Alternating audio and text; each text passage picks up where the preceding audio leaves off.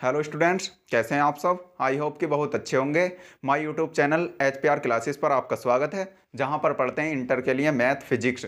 देखिए जरा, हमने पिछली वीडियो में फिजिक्स की में पढ़ाया था आपको कि अक्षीय स्थिति पर विद्युत क्षेत्र की तीव्रता को कैसे निकाला जाता है। अगला टॉपिक है हमारा फिजिक्स में कि निरक्षीय स्थिति अथवा अनुप्रस्थ स्थिति, जिसे इंग्लिश में बोलते हैं ब्रॉड साइड ऑन पोजिशन। देखिए जरा, ये होता क्या है। तो हमने मान लिया कि ए बी एक क्या है, विद्युत द्विध्रुव है।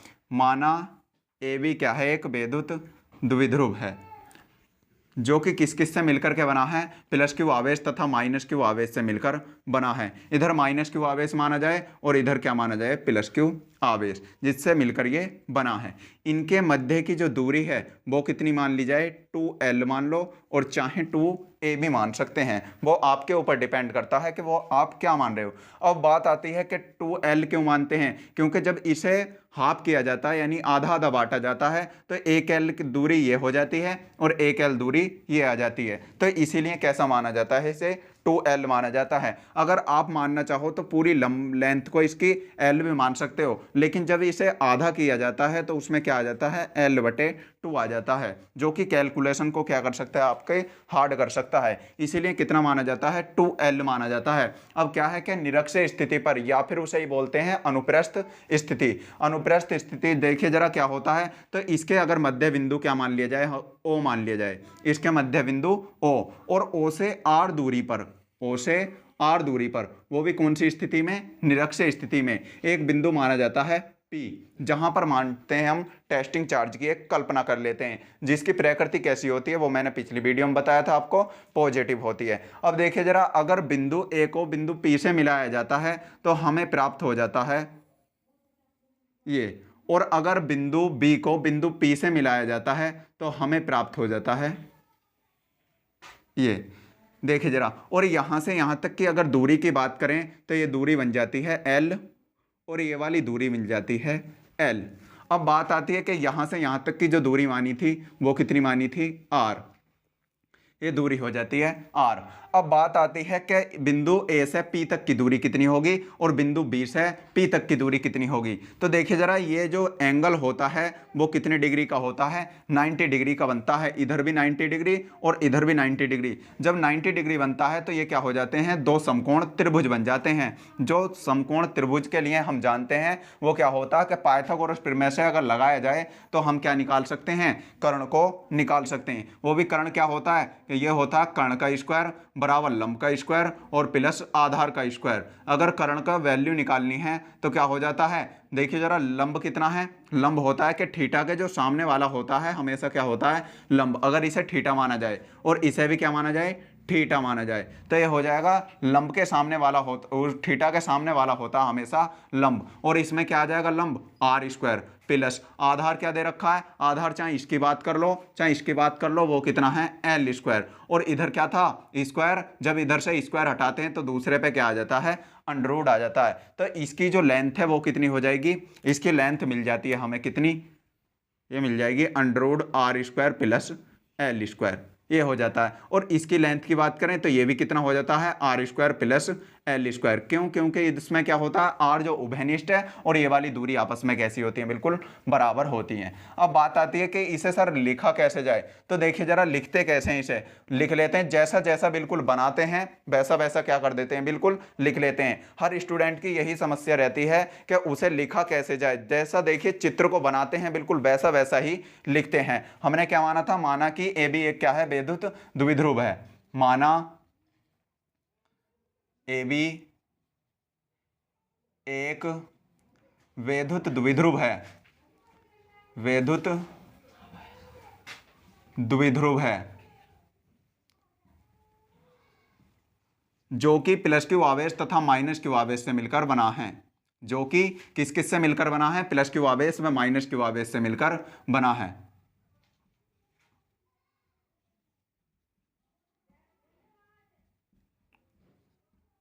माइनस क्यू आवेश से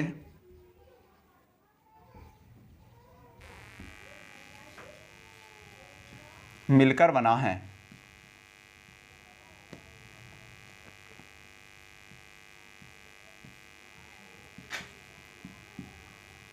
जिनके बीच की दूरी कितनी मानी है, देखिए जरा, जिनके बीच की दूरी कितनी है, 2l है। जिनके बीच की दूरी 2l है। आगे क्या लिखते हैं, इसके मध्य बिंदु O से R दूरी पर निरक्ष स्थिति में, कौन सी स्थिति में, निरक्ष स्थिति में, यहां पे लिख देते हैं इसके मध्य बिंदु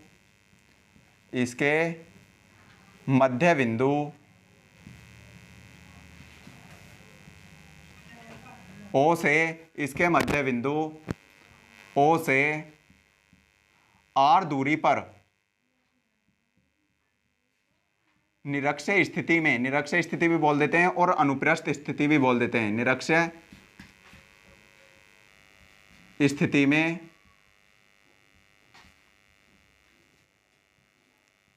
एक बिंदु P है, एक बिंदु P है। एक बिंदु क्या माना गया है, P माना गया है, जिसकी लंबाई कितनी है, बिंदु O से बिंदु P तक की जो दूरी है वो कितनी है, R है। एक बिंदु P है जिस पर क्या करना है, विद्युत क्षेत्र की तीव्रता की गणना करनी है, जिस पर विद्युत क्षेत्र की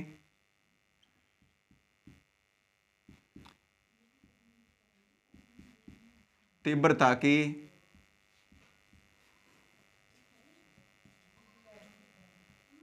गणना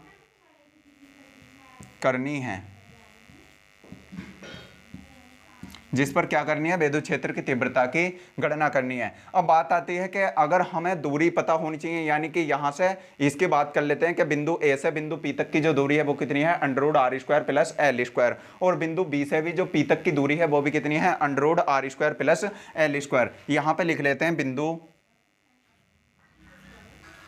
बिंदु A व B से बिंदु P तक की दूरी, बिंदु P तक की दूरी कितनी होती है, तो दूरी जो है वो कितनी है, दोनों की बराबर होती है, यानी r² प्लस l² है। अब देखिए बात आती है कि अगर -q आवेश के कारण अलग विद्युत क्षेत्र की तीव्रता निकालें और +q आवेश के कारण अलग विद्युत क्षेत्र की तीव्रता निकालें, तो यहां पे लिख देते हैं +q आवेश के कारण, +q आवेश के कारण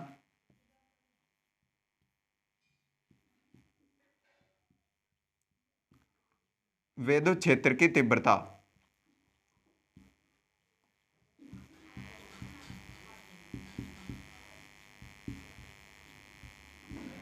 जो कितनी होती है, अगर इसे प्रदर्शित कर लें E + Q से, और इसकी जो वैल्यू होती है वो कितनी होती है, 1/4πε0, जो कि आप बिंदु आवेश के कारण निकाल चुके हो, और कितनी होती है, Q/ नीचे होता r², जो कि दोनों आवेशों के बीच की दूरी होती है। लेकिन हम बात कर रहे हैं +q आवेश के कारण किस पर, बिंदु P पर, जो कितनी हो जाती है, अब उसके बीच की जो दूरी है वो कितनी है, तो वो है r² प्लस l², और इसका क्या है, पूरे का होल स्क्वायर हो जाता है। ये देखिए जरा, अब क्या है, इसकी बात आती है कि सर डायरेक्शन क्या होगी, क्योंकि डायरेक्शन लिखना बहुत जरूरी होता है, क्योंकि एक ऐसी राशि है, एक सदिश राशि है, और सदिश राशि के लिए सबसे मेन पॉइंट रहता है कि उसकी डायरेक्शन क्या है। तो यहाँ पर अगर बात करने लगे कि बिंदु B है, यानी कि ये कैसा आवेश है, यहाँ पर पॉजिटिव चार्ज है, और यहाँ पर भी कैसा पॉजिटिव चार्ज है। जब सजातीय आवेश मिलते हैं तो उनमें क्या होता है, रिपल्सन होता है, यानी कि प्रतिकर्षण होता है। तो ये क्या करेगा, इसे पॉजिटिव वाला उस वाले को क्या कर देगा, प्रतिकर्षित कर देगा। यहाँ पर डायरेक्शन हो जाती है कि बिंदु B से बिंदु P, यहाँ पर डायरेक्शन लिख दोगे बिंदु B से P की ओर, बिंदु B से कहाँ की ओर, P की ओर। अब बात आती है कि -q आवेश के कारण क्या होगी, यहाँ पे लिख दोगे -q आवेश के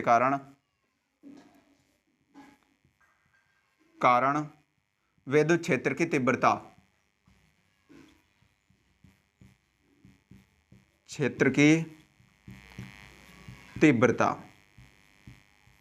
देखिए जरा, ये होती कितनी है, तो इसके लिए कितना निकाल दोगे, यहाँ पे निकाल दोगे E - Q, और बराबर हो जाता है 1/4πε0 हो जाता है, और यहाँ पे ऊपर Q आ जाता है, और इन दोनों के जो बीच की दूरी है, इसके और इसके बीच की दूरी कितनी है, वो भी कितनी है, ये हो जाएगा √r² प्लस l², और इस पूरे का क्या हो जाता है, होल स्क्वायर, क्योंकि क्या होता है वहाँ पर आर स्क्वायर होता है और जबकि बीच की जो दूरी आई है वो ये है और उसका क्या कर देते हैं, होल स्क्वायर कर देते हैं। अब इसकी बात आती है कि डायरेक्शन क्या होगी, तो ये वाला कैसा माइनस क्यू चार्ज है और यहाँ पर कैसा होता है टेस्टिंग चार्ज जो कि होता है पॉजिटिव प्रकृति का। तो ये वाला क्या करता है, उसे अपनी ओर को आकर्षित करता है, आकर्षित करता है तो उसकी डायरेक्शन क्या हो जाती है, ये हो जाती है। आगे देखिए जरा, तो इसकी डायरेक्शन क्या है कि बिंदु P से बिंदु A की ओर, इसकी डायरेक्शन लिख देते हैं बिंदु P से A की ओर,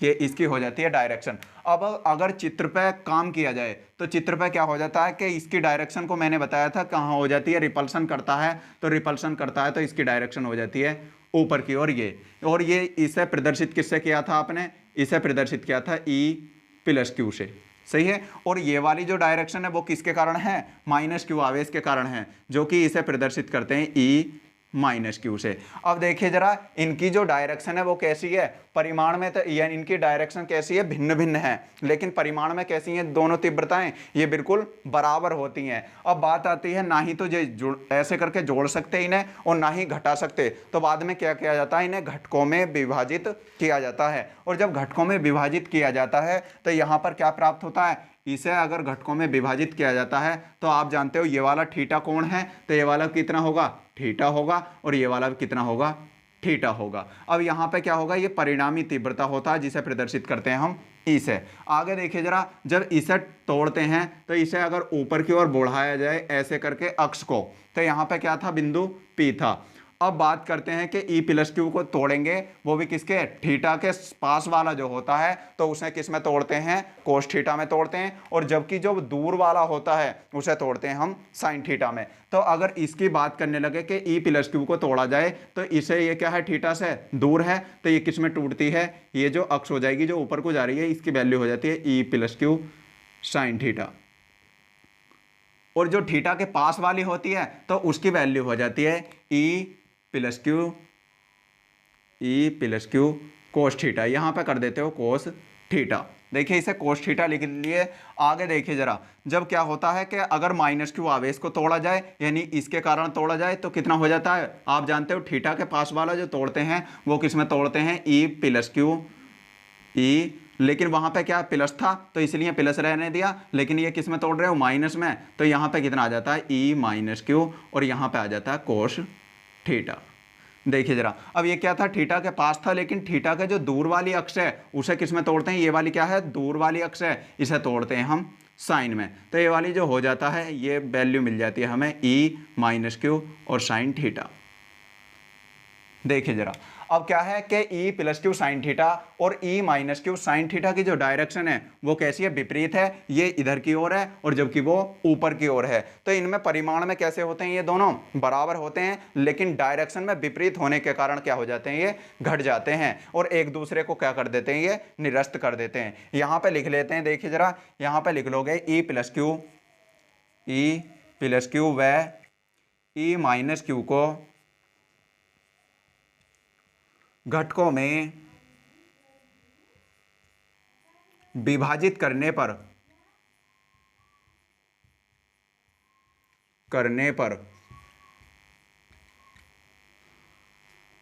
क्या मिलता है, E+Q साइन थीटा व E-Q साइन थीटा परिमाण में बराबर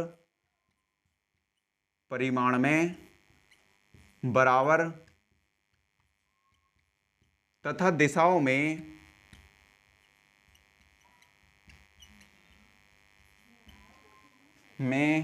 विपरीत होने के कारण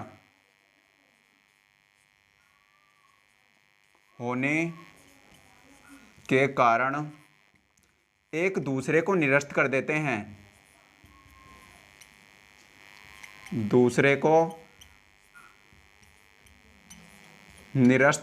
हैं, निरस्त का मतलब होता है कैंसिल कर देते हैं,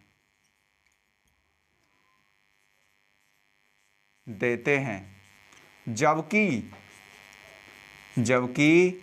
E+Q कोस थीटा व E-Q कोस थीटा एक ही दिशा में होने के कारण, देखिए जरा ये क्या है, एक ही दिशा में है, E plus Q cos theta भी और E minus Q cos theta भी एक ही दिशा में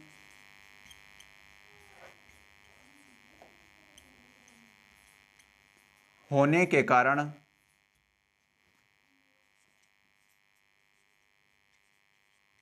जुड़ जाते हैं।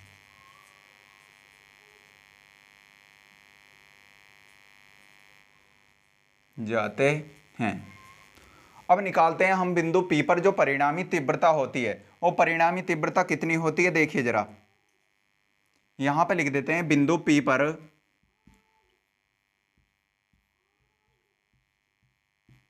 परिणामी तीव्रता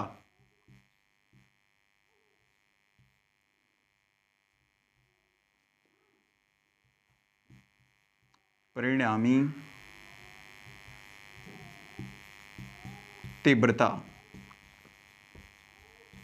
कितनी हो जाती है, तो वो परिणामी जो तीव्रता है वो कितनी है, ई है, और ई बराबर होता है E plus Q cos theta हो जाता है यहाँ पर, और इसकी जो वैल्यू है दूसरा क्या है, E minus Q cos theta.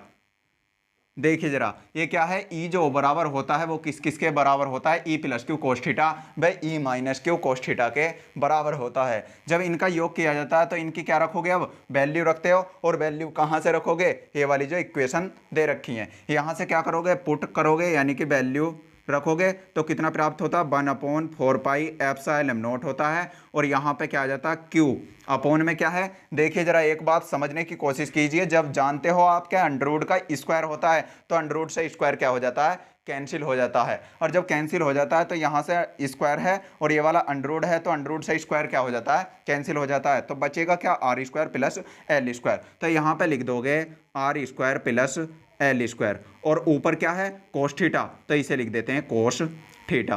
फिर आगे बात आती है ई माइनस क्यू की जो वैल्यू है वो कितनी है, 1/4 पाई एप्सिलॉन नॉट क्यू, और अंडर रूट में क्या है, R square plus L square, लेकिन अंडर रूट होने के साथ साथ ही उसका क्या है, स्क्वायर है, जो कि स्क्वायर क्या कर देता है, अंडर रूट को कैंसिल कर देता है, ये आपको भली भांति याद होगा।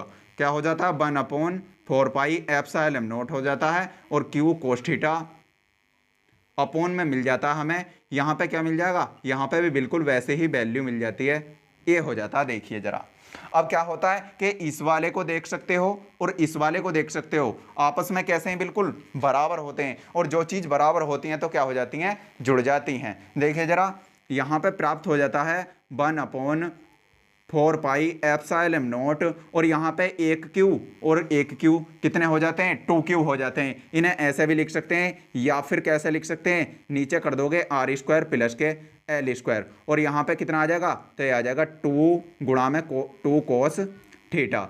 अब देखिए जरा यहाँ पे क्या रखना होता है, हमें कोस थीटा की वैल्यू रखनी होती है। नो सर वैल्यू कहाँ से रखेंगे, तो आप जानते हो अगर इस वाले त्रिभुज की बात कर ली जाए पी ए ओ की, चाहे तो आप कर सकते हो पी ए ओ की बात कर सकते हो, और चाहे इसकी बात नहीं करते तो क्या कर लो, पी बी ओ की बात कर लो। इसमें भी कितना होगा, कोस की वैल्यू निकालनी पड़ेगी, जो कि कोस की वैल्यू होती कितनी है, तो इसमें करियो जरा, यहाँ पे आ जाएगा कोस थीटा, और कोस थीटा बराबर क्या होता है, लाल बटे कक्का में आप जानते हो ये होता है आधार बटे कर्ण। क्या होता है, आधार बटे कर्ण, और आधार है कितना, चाहे तो इसकी बात कर सकते हो और चाहे इसकी बात कर सकते हो, लेकिन क्या है, ये दोनों समकोण त्रिभुज हैं, तो इसीलिए आधार क्या है, आधार तो L है, और कर्ण क्या हो जाता है, तो कर्ण की आपको पहले से पता है कितना होता है, under root R square plus L square, चाहे से देख लो और चाहे से देख लो, है कैसे आपस में बराबर हैं। आगे देखिए जरा कितना प्राप्त होता है, तो ये प्राप्त हो जाता है R square plus L square. Okay आगे चलते हैं। देखिए जरा जब कोस थीटा की वैल्यू इस वाली इक्वेशन में रखते हो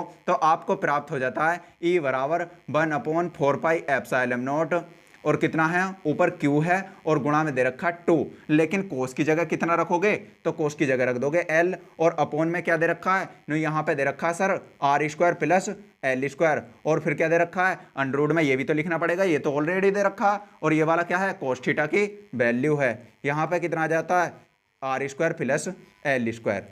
ओके देखिए चलते हैं आगे, इसका इतने स्क्रीनशॉट ले सकते हो, स्क्रीनशॉट लो, आगे चलते हैं।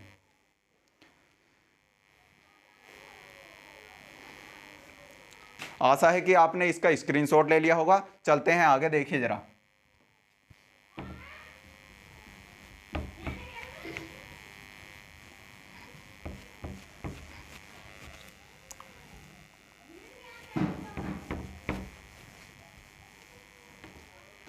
देखिए जरा आगे क्या प्राप्त होता है हमें, तो आगे प्राप्त होता है इस वाले को सोल्व करना है, और सोल्व करने के बाद कितना प्राप्त हो जाता है ई, और 1/4 पाई एप्सिलॉन नॉट दे रखा है, और ऊपर क्या दे रखा है Q गुणा 12। अब आप जानते हो Q गुणा जो 12 होता है वो किसके बराबर होता है, P के, जिसे क्या कहते हैं हम, विद्युत द्विध्रुव आघूर्ण। आगे देखिए जरा, तो यहाँ पे क्या लिख सकते हो, इस पूरे की वैल्यू लिख सकते हो, चूंकि करके लिख दोगे आके, चूंकि चूंकि क्या होता है कि P बराबर होता है Q गुणा 12। जब Q गुणा 12 होता है तो इसकी वैल्यू कितनी रख दोगे, P रख दोगे, किसके स्थान पे, Q गुणा 12 की। ये आप भली भांति पहले से ही जानते हो। और नीचे क्या हो जाता है, देखिए जरा यहाँ पे समझने की कोशिश कीजिए। आप जानते हो जिसकी भी पावर नहीं दिखाई देती है लेकिन उसकी पावर कितनी होती है, 1 होती है, और जिसका अंडररूट होता है तो अंडररूट का मतलब है कि उसकी पावर कितनी है, 1/2। 1/2 का मतलब होता है आधा। नो सर इसका एग्जांपल लेके बताना जरा, तो ये होता है, अगर दे रखा है a का अंडररूट, तो a का अंडररूट का मतलब है, इसे लिख सकते हो सर आप 1/2, इसकी पावर लिख सकते हो 1/2। और अगर हमने लिखा है a, तो a का मतलब है कि इसकी पावर 1 होगी। वरना अगर 0 मानते हो तो आप जानते ही हो, अगर किसी भी संख्या की पावर 0 है तो उसका मान कितना होता है, 1 होता है। वो चाहे x हो, चाहे 1000 की पावर 0 हो, कितना होता है, 1 होता है। आइए चलते हैं आगे।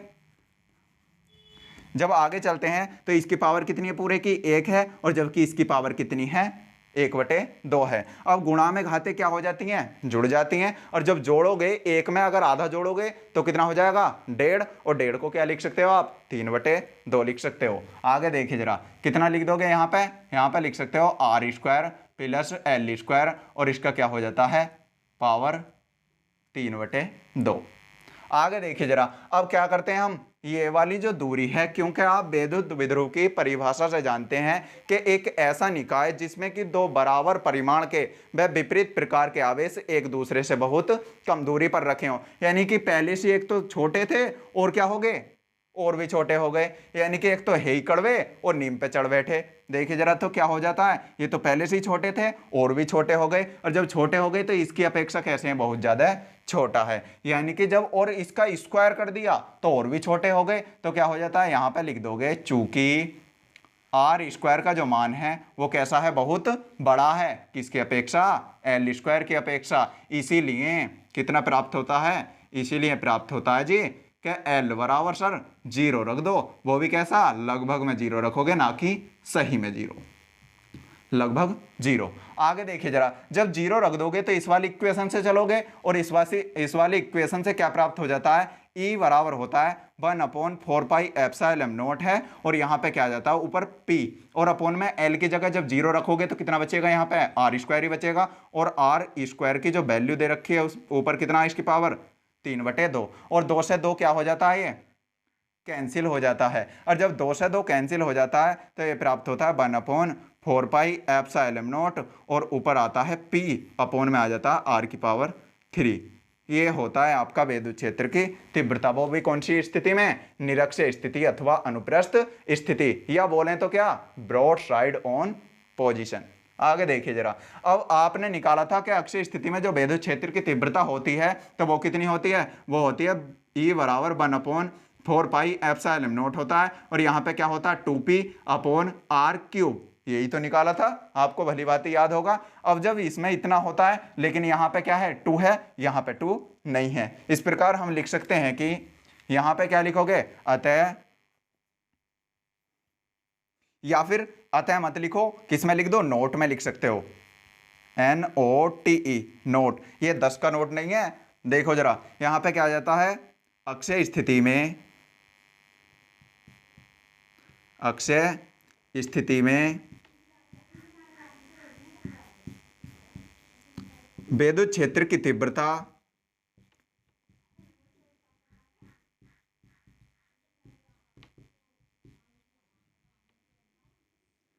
तीव्रता का मान निरक्षीय स्थिति में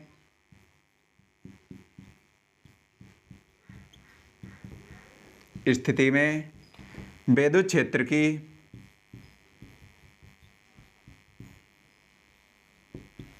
की तीव्रता का कितने गुना होता है, 2 गुना होती है, क्योंकि कैसा है ये स्त्रीलिंग होता है, तो क्या हो जाएगा कि 2 गुना होती है। देखिए जरा इसका स्क्रीनशॉट ले लो। आशा है कि आपने इसका स्क्रीनशॉट ले लिया होगा। देखिए अगर ये वाली वीडियो आपको अच्छी लगी हो तो प्लीज़ हमारी वीडियो को लाइक करें, शेयर करें और हमारे चैनल को सब्सक्राइब करें, जिससे कि आपको ऐसी मज़ेदार वीडियो मिल सके। और कंटेंट भी इतना अच्छा है कि आप कुछ कह ही नहीं सकते। अगर इससे रिलेटेड कुछ भी पूछना है या इंक्वायरी करनी है तो हमारे कमेंट बॉक्स में लिख सकते हैं। मिलते हैं अगली वीडियो में। अगली वीडियो के लिए good luck, take care, love you to all.